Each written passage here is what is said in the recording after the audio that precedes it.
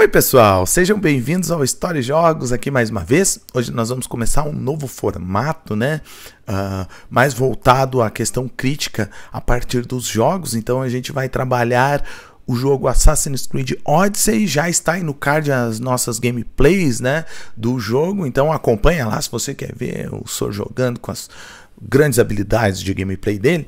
Mas dentro dessa prática a gente está pegando alguns recortes históricos para debater. E uma das observações que eu vou fazer hoje é sobre esta cena aqui.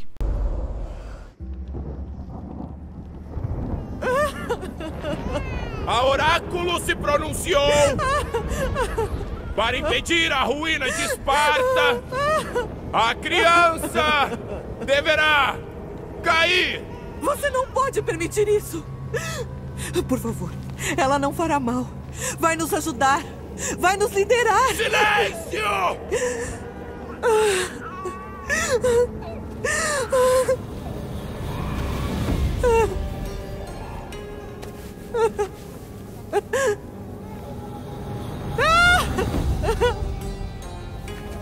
Pare! Você não pode! Não!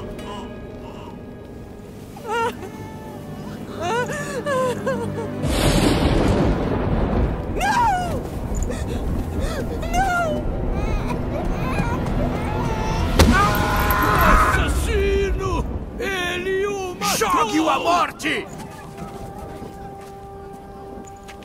Pague pela desonra dele! Pela vida que ele tirou! Olhe Ele pra não é mim, espartano, Nicolaus! Não! Não escute! Nicolaus! Não escute! Não! Não! Não ouça! Nicolaus! Por quê?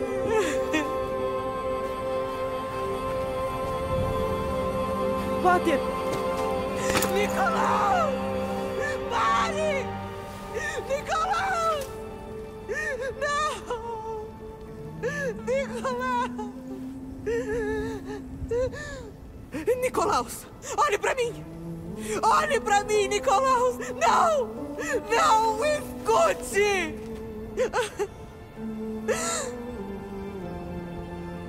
Seu sangue está corrompido! Livre-se desse veneno! Potter!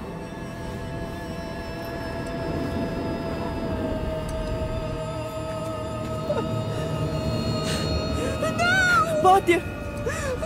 Meu bebê! Alexios!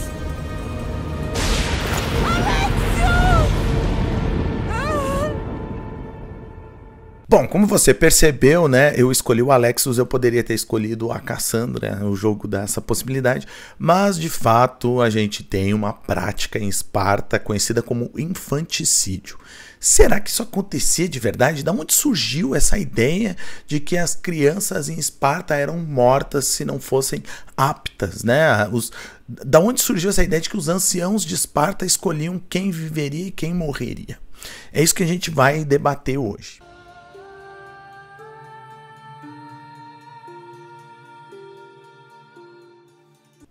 Bom, a primeira questão que eu quero falar para vocês é de onde surgiu essa história. Tem um cara chamado Plutarco, ele é um historiador romano, um escritor romano, e ele está falando sobre Licurgo, legislador de Esparta, o primeiro legislador. Ele está falando sobre a origem, né, de Esparta e que Licurgo foi o cara responsável por criar as leis e as estruturas sociais de Esparta, como elas são conhecidas em sala de aula até hoje. Por exemplo, tem o Conselho de Anciãos, a Gerúsia, só o homem espartano que vai para a guerra, os ilotas são os povos capturados. Então ele trabalha esse monte de elementos aí, né, da sociedade espartana, o Plutarco, e dá crédito a uma pessoa só, um legislador, o Licurgo, como responsável por ter construído isso. Provavelmente é um ato falho. Mas dentro dessa construção do Plutarco, que é um cara que viveu 700 anos depois, né? O Plutarco viveu do ano 46 ao 116, eu acho, depois de Cristo, lá em Roma, lá no Império Romano, né?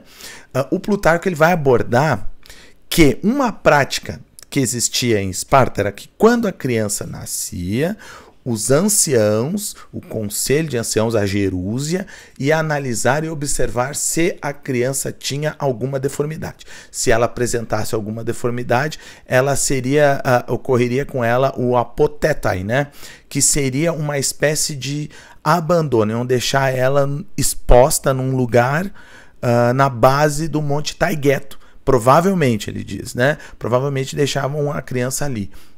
E esse termo tipo apotetai, né? Queria dizer basicamente que deixavam ela de lado, largada ali. Então essa é uma prática que o Plutarco afirma que acontecia. E isso para ele era uma política, uma prática que era boa para a criança, que não ia ter uma vida ruim, né? E boa para a sociedade esparta, que não teria um peso sobre... um peso social em ter que cuidar de uma pessoa com uma possível deformidade, tá? Então essa aí é uma das questões que o Plutarco aborda na sua obra. Bom, aqui tem a primeira questão. O Plutarco, na mesma obra, ele vai falar que havia um rei espartano, Ágis ou Agesilau II, que tinha deformidade nas pernas. Opa! Ele se contradisse na primeira. Sim, o Plutarco se contradiz, né, sobre essa questão. Se um rei espartano conseguiu ser rei com um problema nas pernas, uma deformidade, então será que essa lei era aplicada mesmo? Então essa é uma das hipóteses, tá? O próprio Plutarco já deixa em aberta a discussão, porque ele não... dentro da própria obra ele se contradiz. Então essa é uma das questões. Mas aí a gente vai voltar um pouquinho mais atrás, vamos para contemporâneos ali, né, destes espartanos, aí, só que de Atenas. Vamos lá para... O Platão, ele vai falar que o prof dele, o Sócrates, dizia que as crianças inferiores deveriam ser escondidas, separadas da sociedade, tá? Para que apenas os bons, os aptos... É quase uma eugenia e é verdade, tá? Apenas os aptos pudessem formar as novas gerações ali de Atenas. Então o Sócrates vem com essa ideia. O Aristóteles, para responder o Platão, ele vai escrever da seguinte forma, eu vou botar a citação dele direitinho aí. Com respeito a conhecer quais os filhos que devem ser abandonados ou educados, precisa existir uma lei que proíba nutrir toda criança deforme. Bom, essa aí é a abordagem do Aristóteles sobre, né, a questão das crianças. Não é para alimentar elas, se fosse uma política de Estado, a gente não deveria alimentar as crianças deformes. Aí a gente resolvia esse problema aí, né, da deficiência no mundo grego. Então, essa é uma abordagem do Aristóteles. Estas abordagens do Platão, falando do Sócrates e do Aristóteles, elas sugerem que, como prática de governo, esse infanticídio não existia, porque senão eles não iam sugerir isso. Ou iriam, ao invés de fazer estas sugestões, esses debates, iriam dizer, olha, o correto seria como ocorre lá em Esparta, onde há essa seleção. Não, eles não abordam isso em momento algum nas suas obras, tá? Então, essa é uma outra evidência. As pessoas daquele tempo do mundo grego, elas não escreveram sobre essa prática. Não há nada escrito daquela época, tá? Não há nenhuma lei, nenhuma pedra riscada lá, nenhum túmulo aqui, são as crianças descartáveis. Não há nada que daquela época que nos diga que havia essa prática aí, né? Feita pelas cidades. Então, esse é um elemento, tá? Temos outro.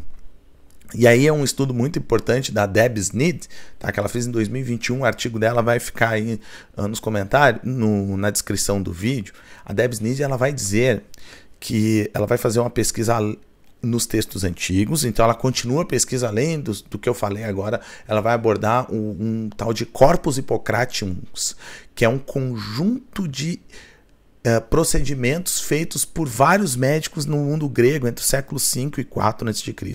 Esses procedimentos abordam, né, o que fazer se a criança nascesse com alguma deformidade, né? E em momento algum esses documentos dizem, tem que matar! Não, muito pelo contrário. Algumas práticas ali sugerem que se a criança nascesse com um bracinho que eles chamavam de bracinho de doninha, né, e não levantasse muito, não tem problema. Com o tempo, essa criança iria adquirir habilidades com outro braço, então teria que reforçar aquele braço menor, que ela ia se adaptar, ia ser útil para a sociedade. Se nascesse com o pezinho torto, ali aponta alguns procedimentos para consertar o pezinho. Mas em nenhum documento diz que tem que matar, tem que jogar precipício abaixo, tá? Então, esses relatos escritos não sugerem que havia uma prática da cidade de Esparta, que Esparta tivesse dentro da sua política essa ideia de matar as crianças não aptas. Tá certo, gente. No jogo, a criança, né, no caso, um empurra o velho, por isso que cai lá para baixo. Mas o primeiro bebê morto era por uma questão religiosa, né? Então é muito mais pior ainda, tá? Mais difícil ainda ser um sacrifício religioso. Então, se o próprio Plutarco se contradiz, o Aristóteles e o Platão, eles escrevem sobre essa prática, mas não como realidade, sim como proposta. Então, por eles também a gente não identifica isso. Nenhum outro grego escreveu sobre morte, tampouco os médicos da época falam em matar as crianças não aptas para a sociedade, tá? Então a gente não tem nenhuma evidência nos textos antigos que aponte que havia uma prática de infanticídio deliberada, proposital, feita pelas cidades. Então politicamente não era feito e medicinalmente também não era uma prática sugerida, né? O infanticídio.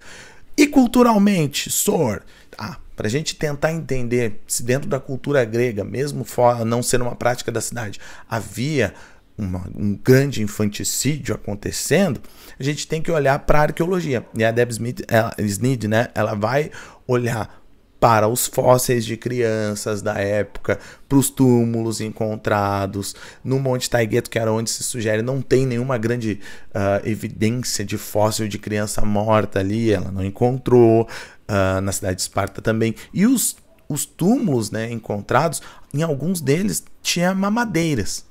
Tá? A mamadeira poderia ser funcional ou não. A gente não sabe se a mamadeira servia para o bebê como um auxílio, né, à amamentação ou uma forma de tratamento devido a algum problema de alimentação, ou se era apenas um artefato. Tá? Mas isso sugere que havia um vínculo com as crianças, né? Mesmo não usando a mamadeira como um cuidado, a criança estando ali, o bebê com uma mamadeirinha do lado, poderia indicar um afeto, né, àquela criança. Então, as evidências arqueológicas não apontam essa prática de infanticídio. Então, gente, o que eu quero falar, né? Esta cena aí que a gente viu no jogo, ela provavelmente não era uma prática da cidade de Esparta, não era uma prática do governo ou dos governos de Esparta, tá? Poderia ser uma prática de uma pessoa ou outra, isso sim. Poderia se matar um bebê porque acreditava que ela tinha uma maldição. Não descartamos isso, isso acontece até hoje, tá? Mas como uma prática deliberada da cidade de Esparta, isso não acontecia e não eram jogados de precipícios, tá? Também é uma falha da tradução. O Plutarco, ele fala em apotetai, né? Que é deixar largado, não é jogar. Só que a base do Monte Taygeto tem alguns abismos ali, então posteriormente foi se reescrevendo, né, esse relato e já no final tava que nem no jogo. Joga para baixo, bebê, larga lá. Mas não é nem isso que o Plutarco diz que está acontecendo, tá bom? Gente, muito obrigado. Acompanha nossas gameplays aí e até o próximo vídeo. Tchau, tchau.